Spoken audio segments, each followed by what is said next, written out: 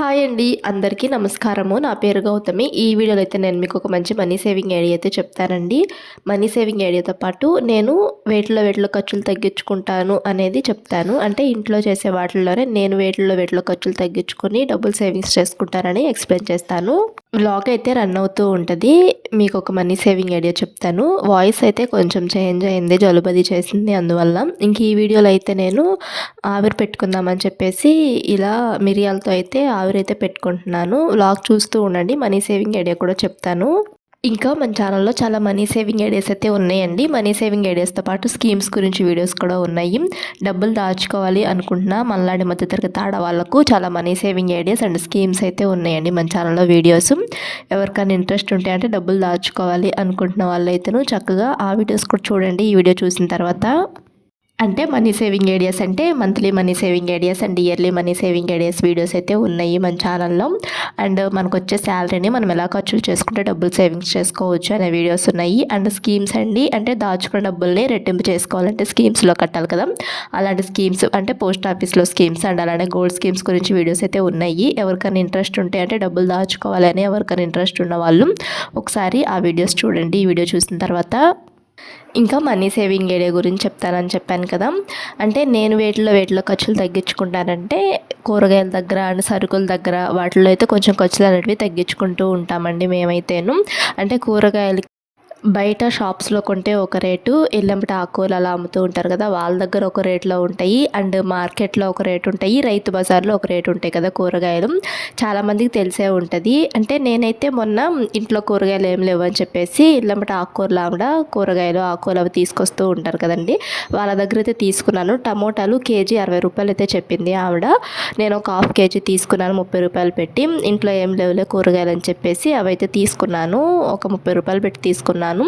And ఇంకా వాటితో పాటు నేను ఆ రోజు కొంచెం ఒక అరకిలో క్యారెట్ అను ఒక పావు కిలో బంగాళదుంపలు అయితే తీసుకున్నాను. నాకు ఈ 3 ఒక ఆకుకూర కట్ట అయితే తీసుకున్నాను. ఈ 4టికి నాకు 90 రూపాయలు అయితే అయినాయండి ఆ రోజు. అంటే కూరగాయలు వచ్చేసి ఆకుకూర వచ్చేసి కట్ట 10 రూపాయలు అని చెప్పింది. తర్వాత బంగాళదుంపలేమో ఒక 20 రూపాయలు తీసుకుంది, పావు కిలో 20 రూపాయలు తీసుకుంది. తర్వాత టమోటాలు ఒక 30 రూపాయలు తీసుకుంది. ఇంకా క్యారెట్లు ఒక 30 రూపాయలు తీసుకుంది. మొత్తం మీద 90 రూపాయలు అయితే అయినాయండి ఆ రోజు. అది కూడాను 4 రకాలే. 4 రకాల్లో కూడాను ఒక ఆకుకూర కట్ట అండ్ టమోటాలు అండ్ బంగాళదుంపలు క్యారెట్లు, అవి కూడా క్యారెట్లు ఒక అరకిలోనే తీసుకున్నాను, బంగాళదుంపలు పావు కిలోనే తీసుకున్నాను, టమోటాలు అరకిలోనే తీసుకున్నాను. మొత్తం కలిపి 90 రూపాయలు అయితే అయినాయి. నేను ఇప్పుడు ఈ కవర్లో చూపించాను కదా మీకు కూరగాయలు, ఇవన్నీ కలిపి నాకు 75 రూపాయలు అయితే అయినాయండి. అవి కూడా నేను రైతు బజార్లో తీసుకొచ్చుకున్నాను. అవి ఒక్కొక్కటి ఎంత రేటు పడినాయి అనేది చెప్తాను నేను మీకు. మీరు ఎవరన్నా మార్కెట్స్లో తీసుకుంటున్నా లేదనుకుంటే ఇల్లంటి వచ్చే వాళ్ళ దగ్గర తీసుకుంటున్నా కానీ ఒకసారి రైతు బజార్కి అయితే వెళ్ళి చూడండి. కూరగాయల రేట్లు అనేటివి కొంచెం మనం కొనేటట్లుగానే ఉన్నాయి, అంటే మధ్యతరగతి వాళ్ళం కొనేటట్లుగానే ఉన్నాయి. టమోటాలు వచ్చేసేసి 40 రూపాయలేనంట కేజీ. ఇల్లంటి వచ్చే వాళ్ళేమో 60 రూపాయలు చెప్పారు నాకు. నేను ఇంకా టమోటాలు ఉన్నాయిలే అని చెప్పేసి తీసుకోలేదు. అవి దోసకాయలు వచ్చేసి కేజీ 20 రూపాయలంట. ఒక కేజీ దోసకాయలు అయితే తీసుకున్నాను నేను.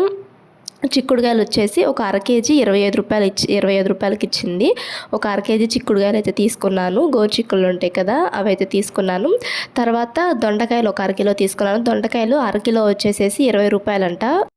వంకాయలు కూడా ఒక అరకిలో తీసుకున్నాను. వంకాయలు కూడా అరకిలో 20 రూపాయలు, అంటే కేజీ 40 రూపాయలే.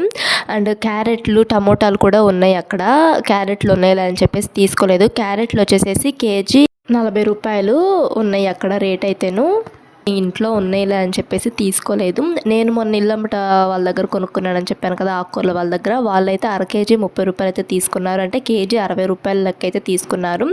ఈ రైతు బజార్లో అయితేనేమో కేజీ వచ్చేసేసి మనకి ఒక 40 రూపాయలే అని చెప్పారు. అంటే హాఫ్ కేజీ 20 రూపాయలకి ఇస్తా అన్నారు.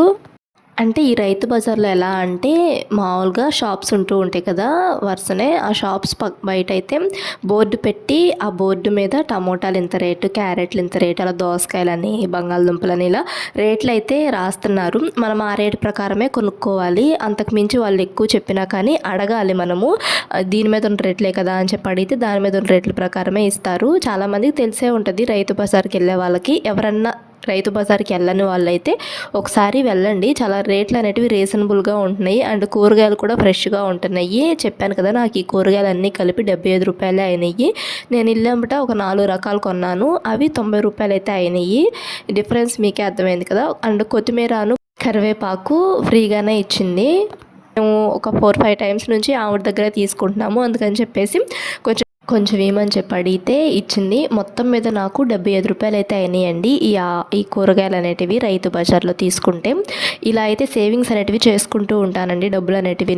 ఈ కూరగాయలని నేను ఒక 1 వీక్ ఆర్ 10 డేస్ పైనే యూజ్ చేస్తూ ఉంటాను.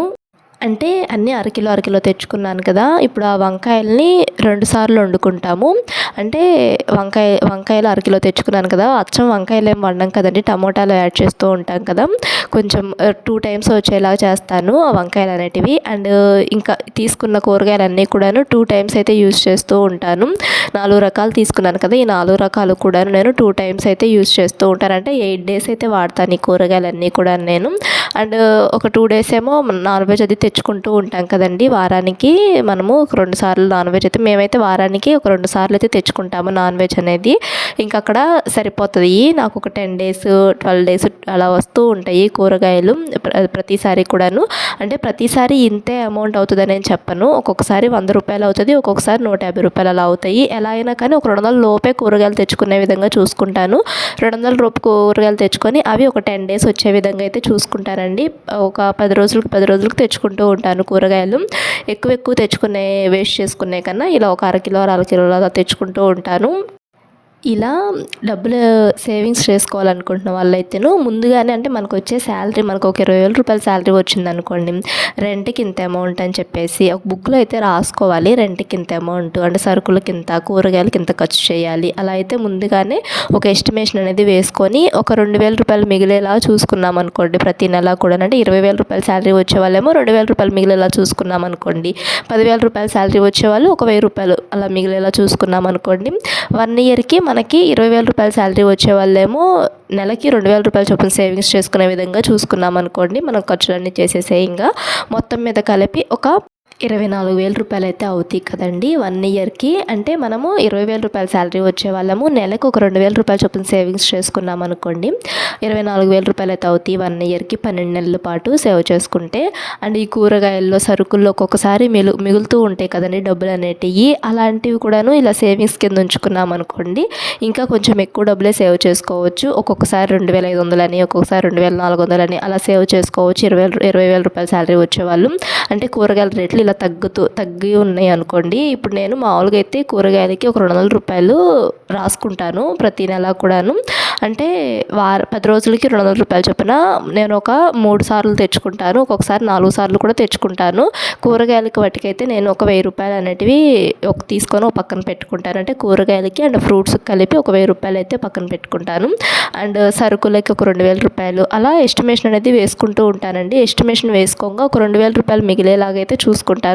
ఒక్కొక్కసారి ఇలా కూరగాయల రేట్లు తక్కువ ఉన్నప్పుడు తక్కువ ఖర్చు అవుతుంది కదా 200 రూపాయల్లో నుంచి, ఆ కదమాయి కూడా సేవింగ్స్ కింద అయితే ఉంచుకుంటానండి. నేను మీకు ఈ మంత్ నేను సేవింగ్స్ ఎలా చేసుకున్నాను అనేది ఈ మంత్ అయిపోయిన తర్వాత వీడియో అయితే చేస్తాను.